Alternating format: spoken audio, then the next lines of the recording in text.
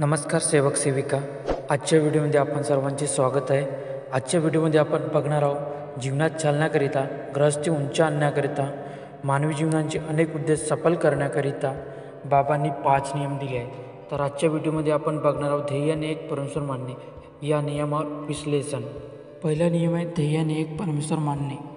मानते की बाबा जमदेवजींनी आपल्याला या मानव धर्मामध्ये एका परमेश्वराची ओळख करून दिलेली आहे. एक चित्त, एक लक्ष व एक परमेश्वरी शक्तीवर विश्वास ठेवणे म्हणजेच ध्येयाने एक परमेश्वर मानणे होय. आपल्यावर किती संकट आले त्या क्षणी न डगमगता मनात एका परमेश्वराला समोर ठेवून कार्य केले पाहिजे. जेव्हा आपण परमेश्वराचे नाव घेऊन तेव्हा आपले कार्यसुद्धा सफल होतील आणि आपली गृहस्थी उंचावेल. त्यासाठी आपल्याला बाबांनी ध्येयाने परमेश्वर मानणे हे नियम दिलेले आहे.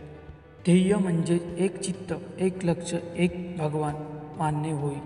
मानवधर्माचा स्वीकार तर कुणीही करू शकतो, परंतु ज्याचे ध्येय हे मजबूत असेल तोच टिकून राहतो. एका ध्येयाने जर परमेश्वराला मानले तर आपले विश्वास हे अधिक मजबूत बनते. मानवधर्मातील सेवकांनी ध्येय एवढे मजबूत पाहिजे की त्या सेवकाने जो काम हाती घेतला तो काम पूर्ण झाल्या पाहिजे.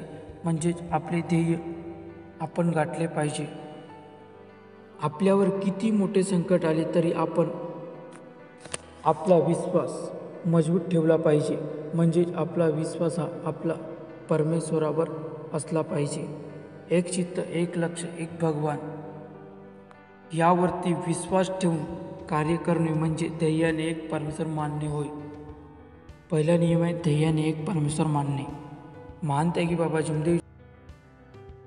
नमस्कार सेवक सेविका.